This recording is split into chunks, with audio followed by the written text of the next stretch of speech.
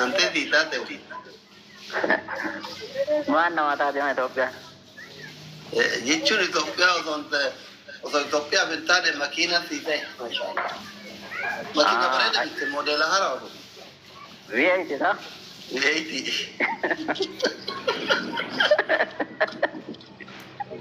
Kan hotel deemna doktor. Akkanumatti deema. Eesh. Yalla.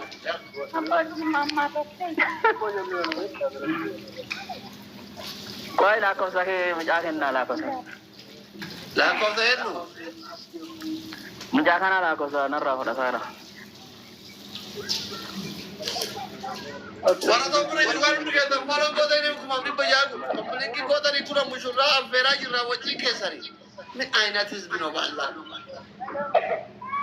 Abdi. Oh. Ante dita te uti. Mana mata dia Ethiopia. Jechuun Itoophiyaa osoo Itoophiyaa hin taane makiina fiite. Makiina bareeda bitte modeela haaraa oolu. V8 ta? V8.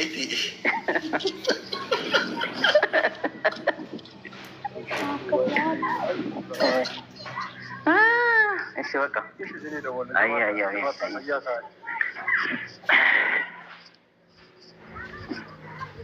Bajaajii midhaanii kun hin jiru miilumaan ooftaa mushurraa. Bajaajiin hin jirti wallahi. Wokii haa gootu fi. Xiqqoo miila kanaan sosocho'aa jettee. Sanumaafi malee bajaajiin hin jirti. Dheertuu wayyaa. Dheertuu. Dheertuu. Warra isii horaayitanii maan dubbisinaa. Warra isii dhannee jirra. Yoo. Achi turree dhufne. Viidiyoo maalii dhabdanii nu ka isin wannoo fa'aa dhuudhan birzii fa'aa dhuudhan xajii fa'aa. Ma viidiyoo warra soddaa akkanumatti onni goonaare. Viidiyoo warra soddaa akkanuma gabbaaf naare.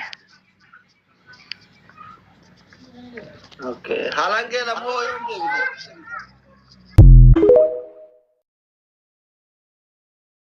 Sodaate kan akka garaa gubatu. Deema ana isinirraa akka mala waan barbaadan ajajadha. Ibsii ajajanna haala ol deemne. Ajajadha mobaayil baankii qabu. Nyaanne afaan lamayyuu nyaannu irraa nyaannee mana dhufaa jirra bar. Kunoo as nagaa jintana.